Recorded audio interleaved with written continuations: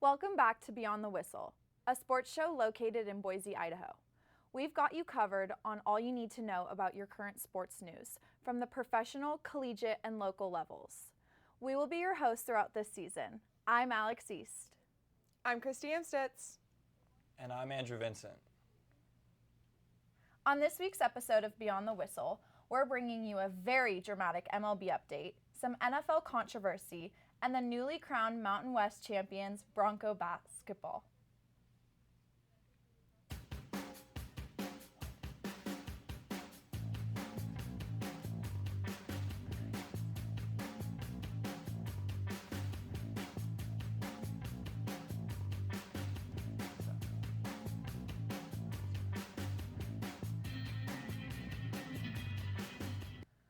Before we begin this episode, we'd like to give our condolences to a very special figure in women's sports. Earlier this week, Katie Meyer, Stanford women's goalkeeper, passed away. We'd like to give our prayers to her family and friends after this devastating time. Moving on now, we'd like to get into some MLB baseball and all the updates on the lockout. So Christy, if you want to start us off. Yeah, it's been a very busy week. I have stayed up late multiple nights refreshing Twitter because I really thought that there was going to get a deal be done. Yes. We were going to see baseball soon, and I got juked out pretty hard. Yes. No spring training. No spring training. Rob Manfred just canceled the first two series of the regular season. Rob Manfred is the MLB commissioner. And let's just say nobody's happy about it. The league, the players, the fans. It's not good for baseball overall, and it's really sad to see what's happening. Yeah, it's And the first two series, that's referring to the first and second half of the season. No, just the first weekend of games. Yeah. So Okay. like 6 games it would be. Yeah. so series between Two teams. Yeah. Gotcha. So, but it's unfortunate, and what I just saw today is that there are a lot of players, and specifically I saw this about Pete Alonso, who plays for the Mets, that would be eligible for free agency coming up this next year. But if the season keeps getting pushed back, however many days or games, they would lose that eligibility to be eligible for free agency. And so not only would he potentially lose millions of dollars, but the trajectory of his career path could change in crazy amount. Well, a large controversy that's happening right now in the league is that a lot of players believe that Rob Manfred actually wants to delay the season as much as possible because those spring games don't bring in, the league is essentially losing money from them because they have to pay the players so heavily. And the players are pretty upset about it because they think he's purposefully And that brings holding up the league. another topic that I think a lot of people have been discussing of is baseball on the verge of irrelevance, honestly, because they've been going down in ratings, down in money being made. It's just Well, this is something interesting. I've been talking with family and friends about this stuff, and baseball fans alike, that baseball had so much momentum last year with Shohei Ohtani and Fernando Tatis Jr. and all these international names, and was gaining so much momentum. Yeah. And now Rob Manfred, who is the commissioner of baseball, who should be supporting baseball's growth and international success, is basically dooming it because it has all this momentum, and now they're crashing down, and people are looking at baseball like, what are you guys doing? What are these decisions being made? There's not any decisions being made. And there are lots and lots of athletes that have spoken out about this. Mike Trout is a huge name in baseball, of course, and he had a lot to say about the lockout, and so did Jason Hayward. He had a lot to say about it as well. And all these things are being reposted through social media by Dodgers player Gavin Lux, Cody Bellinger, Corey Seager, all these massive names in baseball. They just want to play. And that's what they've said from the beginning. Yeah. We just want to play, but we're not going to accept an unfair deal. Well, and fortunately, we're seeing all the players be united on what they're wanting, which is really optimistic as a fan. And they're looking to make the future of baseball better, which is great for them. As a fan, do I want to see baseball? Yes. Yes. But do I also want long-term baseball to be in a good place for minor leaguers and players alike and just the whole system? Also, yes. So I think my anger as a baseball fan is towards the owners and towards Rob Manfred. Absolutely. But I know there are a lot of people who see the greed from both sides at this point, which is unfortunate. I just think, I think baseball, like, they need to make changes. If you look at the NBA, how they're adding, play-in spots for, more entertainment for the fans to be involved, or engagement, with the fans, like things like that. I think that they could add a lot in MLB. Right, and that's kind of what is happening is that the owners have a certain amount of games that they want to be played throughout the season, and the players have theirs, and that I know is a huge thing for part of the deal right now. Yes. Is that they're not agreeing upon games being played. Well, games, but a lot of it is the tax threshold and the salaries and beyond that. But I will say that the owners and players did just agree this past week to expand the playoffs to 12 teams. Yeah. I will say some fans are not excited about that. Longer and I will say a longer postseason, but it's interesting because like you brought up the comparison between NBA and MLB, and I think with MLB there's a lot more historians and like it's old-fashioned. It's very old-fashioned, and so they appreciate the historic aspect of MLB. I'm gonna have to disagree with you guys on that. Think so? I think baseball has a huge historic. No, that's what we're saying. That's what okay, she's saying. I thought you were talking about basketball. I'm like, no, that's so MLB has those historians that appreciate the history. Sorry, I thought you guys were talking about basketball. I was like, I think no, but like whereas with the NBA, we see like these new young guns. Like we're excited to see the game change and see where that goes. It's also just exactly. I mean, baseball and basketball, if you want to go through that comparison, are just very different also in the way that people make it to the league, right? So basketball, you have all these people, you have these superstars in college that can go after 1 year straight to the league. Yeah. And they remain big names versus baseball isn't a widely watched collegiate sport. But most of these players aren't going straight to the MLB. Yeah. A lot of them are in the minors for a few years before they make it to the MLB. And so a lot of these names aren't familiar to people. Yeah. So I think that's part of a big reason, as you were saying, why you don't have these huge young guns in like the MLB. It's not really. Well, and I think that's part of the reason why these current big MLB names are fighting this agreement and this, new collective bargaining agreement is because they want to provide a better future for those players who are going to be in the minors for a long time and are not making big money. I think a lot of people are talking about this argument between owners and players, and they're like, it's billionaires fighting against millionaires. Like, what's the problem? Just decide to give each other more money. Like, it doesn't matter. But a lot of people don't realize that over 50% of MLB players make less than $600,000 a year. Yeah. And so while that sum seems a lot to us, it's not as much for a professional athlete. And then you think about all the players in the minor league system who have to go get, players we're talking on Twitter about being Ubers right now because they're not getting paid and they're locked out too and stuff. So I think as fans, and I've tried to do this, is go beyond and think beyond the millionaires and billionaires aspect of it because there's so many people who don't fit into those categories. It's tough. I think it would honestly all be solved if they were able to bring more viewership to the game, though, because that, that's what brings in the money. So. Yeah, and that's the argument is that it's crushing that momentum that they had last year.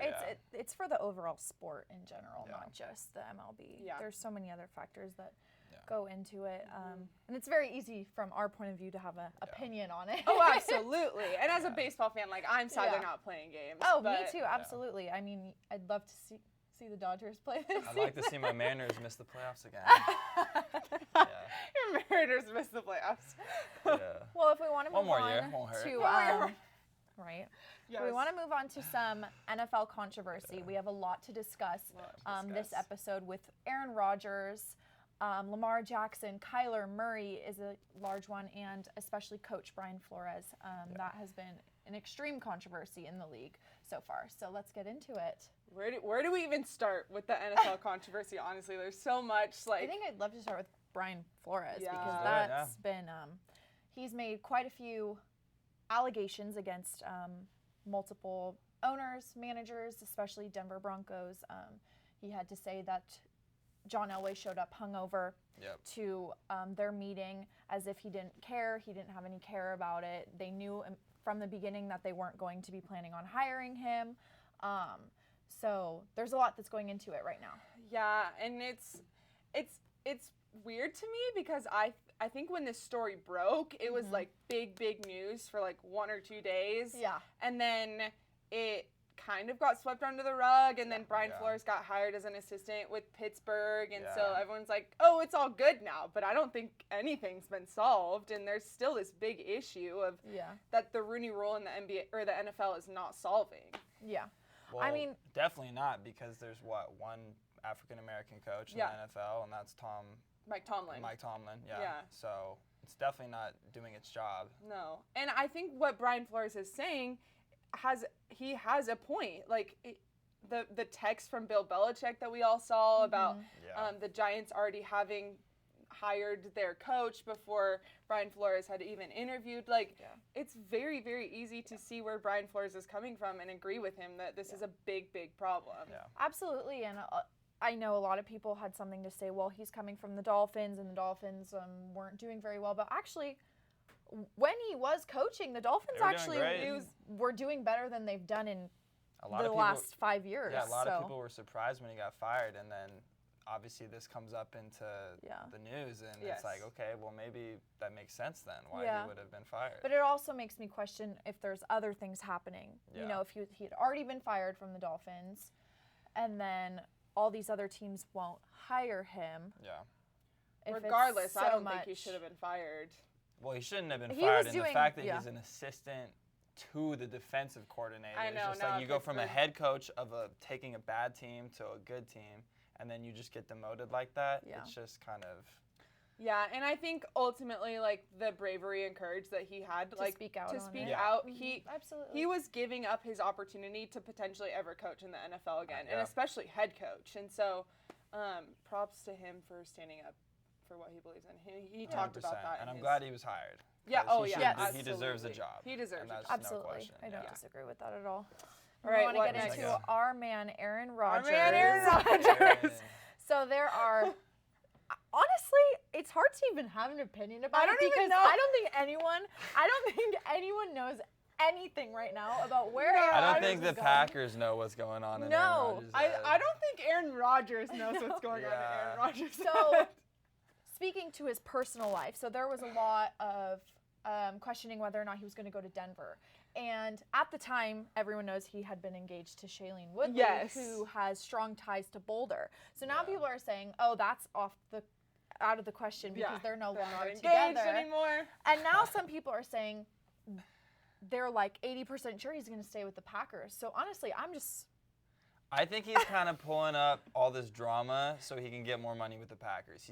He knows the Packers are desperate to keep him because if they lose him, they have who's their backup? Kaiser or? Oh no, Jordan Love who from Utah State. You know, he hasn't really gotten a chance to play, but I have no trust in him, honestly. Seeing the couple times that I've seen him play, and they are a championship team if they keep Aaron Rodgers. So, but I think also in the argument with Green Bay is Davante Adams is also a free agent, and so if they don't keep one or the other, I think it makes a big difference. Like if they keep Rodgers but don't keep Davante Adams. So a large and vice versa. Maybe that's what he's waiting for.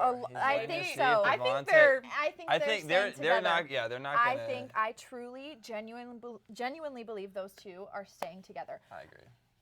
And that wouldn't be a bad thing because let me tell you, Davante Adams is absolutely one of the top performing receivers that I have seen in a very long time. I think he's the best in the league. I could agree with that. That would be my... I mean, Cooper Kupp might have a word to say with you. Like over a longer period of time, yes, I would agree. I think Davante Adams has been a more consistent wide receiver. Yes, I agree.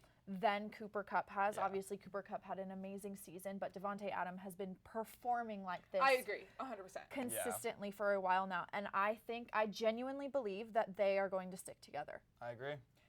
But I just hope it's not in Denver. I hope it is in Denver. Okay, well, let's move past our man Aaron Rodgers. How about Kyler Murray and that drama with his agent? A little drama. I read that whole essay that his agent posted And it was a whole lot of like, we're committed, but Arizona's not committed to us. And so it's a lot obviously, of petty, yeah, back and very forth. petty. Yeah. A lot of what I've heard has been that Kyler wants to remain in Arizona, but the franchise isn't sure whether or not they want to remain with him. But there's been so many rumors sparked about things that Larry Fitzgerald has said, and he even came out just now on Twitter or like a day ago and saying that that is completely not factual and that he has never had an issue in 30 years of playing competitive football with a single other player. So I don't know if people are just trying to grasp at whatever they can, but... Well, I mean, it's interesting when Kyler Murray himself deletes all his posts associated with the Arizona Cardinals, takes it out of his bio, and then we see this post from his agent that's like, Kyler's 100% committed to the Cardinals. I'm like, are you sure about that? Because everything else he's doing and saying is not adding up. Yeah, I'm not too sure what his decision making was there with the Instagram feed, but I don't know. Isn't it so crazy how social media has this large pull? I know, but I'm also, if I was the Cardinals though, I would still pay Kyler Murray because I don't know what better you can do. So that would be my question. Again, would you keep Kyler seriously, Murray? I would keep Kyler Murray. I don't know if I'd pay him what he's wanting. The thing is with quarterbacks, you're so like up in the air with like going with a new person. Absolutely. You never know if they're gonna play the same way on a new team, or like if you're drafting somebody, you never know how they're gonna perform in the NFL. And so take the safe bet with Kyler Murray and pay him what he wants, or go a different route. And going off of what you just said, offenses all function differently in the NFL. Certain offensive coordinators play different offenses, and obviously it's very evident that certain quarterbacks play better in certain offenses. I mean, Bill Belichick built his entire offense around Tom Brady during that decade of time. A quarterback who can't run 10 yards Exactly. without being hit, and then you got Kyler Murray who's short and fast. And different. He can play, he can throw the ball, but it is something to say when you're a smaller quarterback and you deal with, little minor injuries, like you're getting hit by big guys, and he really isn't in a great place to be asking for money based off of his performance against the Rams in the playoffs. Well, I think the back half of the season. Yeah, really, yeah. They lost 4 or 5 out of 7 or something like that. But they were still playoff contenders. They were. And I agree. You have a young quarterback who's getting you to the playoffs. There's so much more growth you can like you said. Don't think he should be paid as much money as he's asking for, because I think that they need to use that money to improve on other aspects of their team.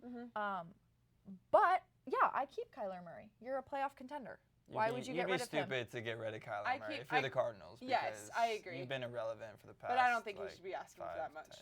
No. But bet on yourself. So I don't know. We'll see. We'll see. Where are we trying to go? Who's Lamar. next? Lamar Jackson, another guy trying to get paid. I think he's well deserving of it at this point. MVP under his belt. I agree. Couple playoff wins. He's had some minor, mistakes in the playoffs, but I still think as a young player, he's proved himself to get money. You need to pay Lamar. He's proved to be the most versatile quarterback in the league. Think about how many injuries they had this year, and he still was keeping them, above water. I mean, he's an athlete, like true and true. Oh, he is an athlete, and you can't teach that. Every coach will ever say that. You can't teach athleticism. And with that being said, it's an interesting question of like, okay, should he even step on the field before he gets paid? Because a lot of his game is based around the fact that he's fast, he can run around guys, and that's a physical task as a quarterback. And if you get hurt, do we pay you now? Like, it's so I would stay off the field if I were him. I think if we're like comparing Kyler and Lamar, I probably am like on the Cardinals side with Kyler and on the Lamar side with Lamar. I think they should pay him. Yeah. And he probably should protect himself. He's proven to be a very efficient quarterback. Yeah. Like you said, MVP under his belt. 100%. I mean, he deserves it. I don't really think there's much more that needs to be so, said. I think we can I think move it's on. a matter of time too. The Ravens love Lamar. Yeah. The They fans love him. Like it's gonna happen. It's a matter of time. I don't think it's gonna be like a whole Dak Prescott issue where it goes a year, whatever the case. But we'll see what happens. Another controversial quarterback. Last but not least, Deshawn Watson. Wow. Do we think he ever plays in the NFL again? I mean, in similar, not similar situation, but sort of comparable, is the MLB Trevor Bauer. Yeah. Who I don't think will ever play in the MLB again, despite everything coming out that the things I have think- been false. I But think Trevor Bauer will play. I don't think it'll be for the Dodgers. But, I mean, that's yes, irrelevant. different. But Deshaun I'm Watson. using it as a comparison Yes. that I don't. Your name gets trashed Yeah. on an issue that is so terrible and devastating, Yeah. and that has to be taken seriously. 100%. And especially as a quarterback who oftentimes is the face of the team, Yeah. how many teams are going to want to be that guy to be their face? Because there's still going to be those people questioning whether or not it's true, right? No Yeah. matter what, Regardless there of are this. still, Well, and regardless. with Deshaun Watson's case, I don't think anything, like Trevor Bauer's cleared, Yeah. whatever, in court. I don't think that's going to happen with Deshaun No. Watson. I mean, Yeah. it's And everything you guys have just said, all valid points. But at the end of the day, like in the NFL, if somehow, let's say, okay, it all gets, he's cleared. They're going to pay for talent, and Deshaun Watson can play is the thing. I also am with you guys. I Yeah. don't think it's I do think times are changing though a lot now, more so than Fair. they used to. fair. Yeah, and I don't know. It's like the Marlins, who have said to be in on trading for Deshaun Watson for this whole year now, Yeah. have just said that nope, we're out. Dolphins. Sorry, You the said the Dolphins. Marlins. Yeah, I was I'm like, like, wait, are we talking about baseball The or Marlins, goodness football gracious, here? the Dolphins, Yeah, Miami. yeah.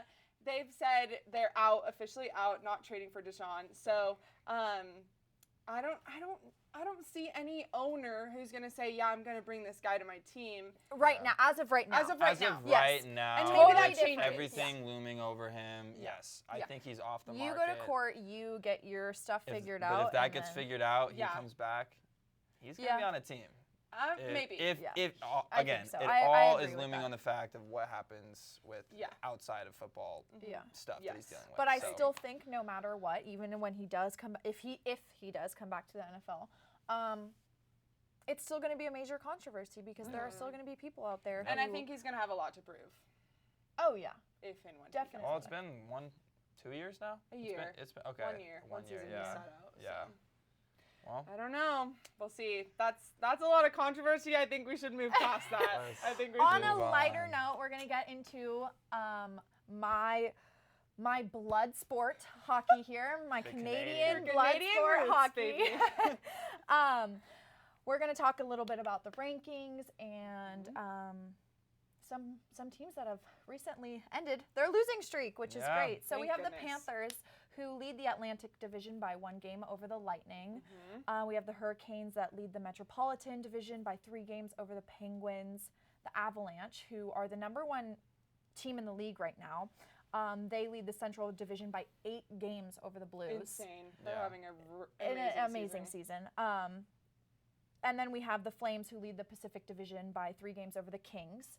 So the Kings, first of all, are a story within themselves because the last, I want to say 5-6 years, So many seasons. we go the from Kings winning- have not been good. we go from winning a Stanley Cup to having to completely rebuild our team because, the Kings had a lot of older players. yes. Fantastic players, don't get me wrong, during their time, but I should say we It was- because they are my team, but we needed to bring in fresh talent, and that's Agreed. exactly what they did. I remember watching the Kings growing up and watching their Stanley Cup, where they were very powerful, winning Stanley Cups. And then we kind of saw them go, wah, wah, and I was like, dang, I thought the Kings were good. Yeah. And so now, seeing them, back in, playoffs and, Absolutely, they are a contention. major playoff contender It's right exciting. now. Like I said, only 3 games under the Flames, and the Flames are actually second under Avalanche right now. Okay. So they're second in the overall. league right now. gotcha. So the Kings are performing amazing. Love that. Amazing. How are my Seattle Kraken doing? Are they? So picking up- actually, are they they picking up the ended their pace? losing streak. Yeah. So There I'll you go ahead go. and get into that right now. But so Colin Blackwell scored the go-ahead goal for Okay. Seattle. They Yeah. had a 7-game losing streak. Yeah, But they're a newer unfortunately. team. They They're are. a very new team. The first year. It is their first year. They have, they obviously have a lot of players that they have to get the chemistry Yeah. together. Yeah. Now they're not the Vegas Golden Knights who after that first year Yeah. being new Went to just the Stanley Cup. literally Yeah. performed Yeah. insane. But for those of you that don't know, when a new team is formed in the NHL, every team is allowed to give up certain players that And has to give up, right? they have They to have give to, up. yeah, Yeah, it's they have to required. give up. They basically decide which players are off From the their market. team. Like They're just picking and choosing from Exactly. teams that they're like, okay, these guys are available, these guys are available. Yes. Each team does it, and you pick and Yes. choose. Absolutely. And then there's also a new team draft, right? And yeah, Yes. you get a lot of picks to draft Yes. young guys and all Yeah. that stuff. So that's kind of how it works. So it's you're betting on all these guys who've never played together to kind of come in and just play really well together, which happened for Vegas. Didn't happen Didn't so happen for much Seattle. for Seattle. Nope. But they did end their losing streak, which is really great, against the Nashville Predators, who are in the middle of the rankings this season. So it's still a pretty good win. Yeah. They did win 4-3, so that was really good. And then we have the New York Rangers. Oh yeah. Got 3 straight goals in a row in the third period to end the Blues' winning streak, which Wow. is How long pretty was that win incredible. streak? I think it was a 6-game win streak. Dang, that's Okay. impressive I think- for the yeah. Rangers. Yeah. Yeah. And what? I'm not a huge hockey fan, so what's considered like a really long win streak in the sport? Do you know? Similar to basketball Yeah. or Any- not football, but similar to basketball Yeah. and baseball because they play Long way seasons. more Yeah. games throughout the NHL season. So 5, season- 6, 7 games. That's a pretty How many good win games streak. are in a full NHL season? It's same as NBA. So, right? 80. 80, 82? Yeah. Okay. They have very parallel seasons, so start in October, end in June. Yeah. Yeah. So I do want to get into Patrick Kane, who is a huge name in the NHL, has been for a very long time. Yep. He won an MVP in the NHL. He plays for the Chicago Blackhawks. Chicago is not even a playoff contender this season. They're sitting at 19 and 27. And the trade deadline's coming up. And there's been a lot of controversy, I'm sure. This Yeah. is new information for you probably. Oh yeah. Yeah, totally on Totally the knew same it. page. Yeah. But there has been a lot of rumors.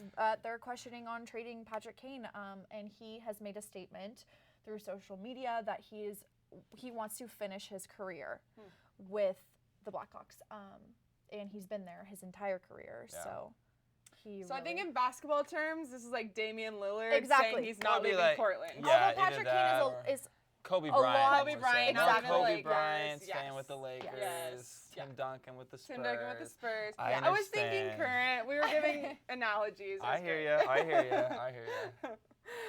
So if we want to move on to a little bit of our Boise Yes! State basketball team, Yeah. Mountain West champions. You guys, we are so excited to be talking about our first ever outright Mountain West regular season champions, know. Boise State basketball. They beat Nevada on Tuesday night to take that crown from the rest of the league. Oh, yeah. And you betcha the Boise State students stormed the court Oh my gosh. after the game. Well, It that's was- another drama yeah. in itself. that was a whole. But to put it into perspective, how hard winning an outright title is Duke Absolutely. hasn't done it since like 2015. Yeah. It's been or 2006, I don't know, a long time. It's been Yeah. since, and it's hard to win an outright title. And Yeah. right now, the Broncos are winning it by at least 2 games. Yeah. So I mean, their with performance. 1 game to go.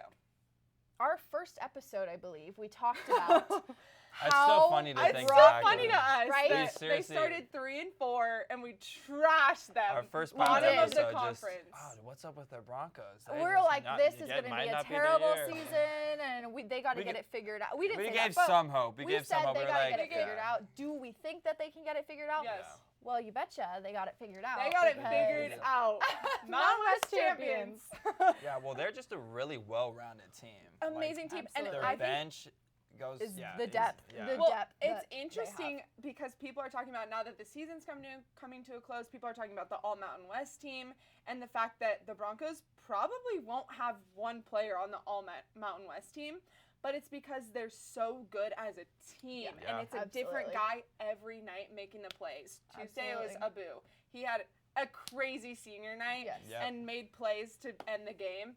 but every night it's a different guy. Mm-hmm. So Against Air Force, it was Max Rice. yes. Yeah, our leading scorer is Abu with like 14 points, which Yeah. is good, but compared to like another team with a guy averaging 22 Yeah. and another averaging 8, like it's Yeah. very well rounded. Yeah.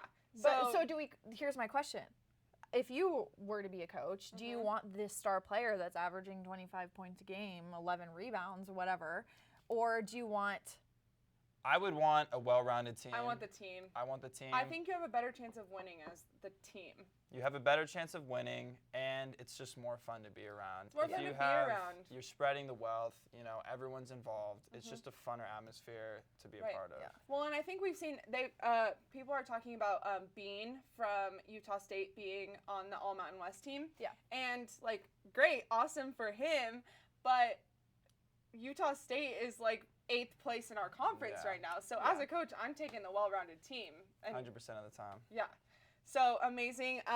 Going into the Mountain West tournament next weekend, we'll have the 1 seed, which is the biggest plus of winning the regular season.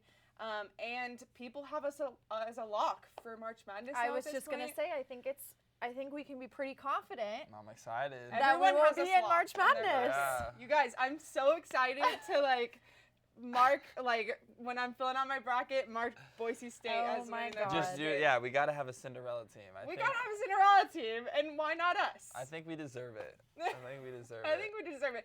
I think it's officially Boise State is a basketball I was school. just going to say that. Boise State has never really been a school that had been recognized for basketball before. We are definitely recognized for our blue turf, our football team. But it's pretty exciting, you know, Yeah, and something I new. think not only is it good for Boise State athletics, but it's good for Boise State campus as a whole because that's going to bring 100%. in more applicants every Yep. year. More right? applicants, more recruiting. Absolutely. It's going to bring in better players. And so I think athletic director Jeremiah Dickey always says, what's next? And he's all about those little changes making such a big difference. And so when people show up to games and then there's more money coming into the program and then they can Absolutely. take more charters to games instead of You're upping the program as you're a upping the whole program and the school. in the school. And so it's And just for really the students. I mean, think everyone wins when everyone wins. sports when teams are sports doing wins. good. Everyone Yeah. wins. Yeah, 100%. So speaking of another Boise State athletic program that Yes. is doing really well, we have our track and field team. Super Mount- exciting. They had Mountain West Championships this past weekend, and they came home with 3 gold medals, 5 silvers, and 2 bronze. We've got our Bronco gold medalist, Christy Schofield, who won the women's 800 meter with a 2:05.92. And then we've got Anita Tavior, who won this women's 60 meter with a school record of 7:44. Wow. And Maggie Larson, who PR'd in the women's triple jump to win gold. So amazing. And also, I would just like to say, all these gold medalists are females. So I know. It's very exciting. He's like, No, we it's gotta very give exciting. it's I'm all Women's for History it. Month. Like, we I'm gotta all give for props it. to our Bronco female Absolutely. athletes. And Yeah. like we're just talking about basketball, it's something else that deserves recognition. 100%. And, you know, although track and field isn't something that is regularly watched in sports, but Yeah. other than the Olympics, Right. these women deserve recognition. They are 100%. gold medalists in Mountain West Championship, Yeah, it's and not that's as- huge. yeah. I mean, you think about being an athlete. I was an athlete my whole life. You were a dancer. You probably Basketball. basketball, player. yeah. Basketball player. You haven't seen me on the court. I can play. I can play. He's so. got some skills. I can play, But you so. know, you think about like that time. Like I had my time when I was considering going and playing in college, and to win a conference championship, like Yeah. that's Insane. that's Major the highlight props. of most people's college career. I mean, you're really working your whole life to get to that point, get Yeah. to that opportunity, and then you succeed. It's like, Yes. I'm sure it's a surreal feeling. Yeah, A little tongue absolutely. twister. And I should mention, some of those silvers and bronze medals belong to male athletes. Yes. But Don't worry, there are some. had men to, there. had to mention our female athletes. It's Women's History Month. Can't get past Yeah. that. So congrats to our track and field team. We're so Absolutely. proud of y'all and excited to see what the future holds for you. Definitely. Should we move into our campus recap? Absolutely. Let's highlight some other sports here at Boise State. Let's do it. So, On the gymnastics side, 3 Bronco gymnasts have been named to MRGC Specialist of the Week. Congrats to Alyssa Village, who scored a 9.925 on vault, Emily Mullenhoft, who scored a 9.95 on bars, and Emily Lopez, who also scored a 9.95 on bars. Our gymnastics team has moved up to number 23 in the national rankings this week. Keep killing it, ladies, and good luck with the rest of your season. Boise State student athletes combined for 91 Mountain West All-Academic Awards in fall 2021. Congratulations to all of our student athletes who are excelling both academically and athletically. The spring football game has been officially scheduled for Saturday, April 9th at 3:30 p.m. Admission is free to come out to Albertson Stadium to see the first look at your 2022 Bronco football team.